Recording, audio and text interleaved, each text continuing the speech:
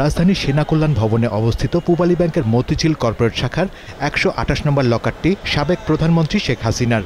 বুধবার সকালে লকারটি জব্দ করে জাতীয় রাজস্ব বোর্ড, এনবিআরের গোয়েন্দা cell, central intelligence cell, CIC.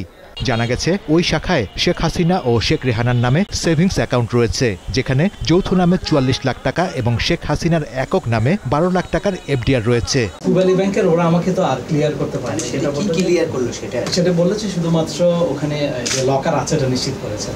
Bangladesh bank জানিয়েছে কারো অনুপস্থিতিতে লকার ভাঙার সুযোগ নেই। এটি করতে হলে আইন সংশোধন করতে হবে। এটা হচ্ছে যেমন এখন কোনো কিছু যদি হয় তাহলে আদালতের নির্দেশনা লাগবে। ব্যাংক কোম্পানি আইনে সরাসরি বলা নেই, এখানে কোনো কিছুই না হলে কি করবে সেটা আর বলা নেই। সেটা হচ্ছে মানে প্রচলিত আইনে যেটা হয় সেটা করেন। প্রচলিত আইনে এটা হচ্ছে কোনো একটা জিনিস যদি করতে হয় একজন ম্যাজিস্ট্রেটকে সামনে নিয়েই করতে হয়। ওয়ালটন এখন দেশের সীমানা পেরিয়ে পৌঁছে গিয়েছে ৫০টিরও বেশি দেশে। ওয়ালটন, ঘরে ঘরে বিশ্বজুড়ে।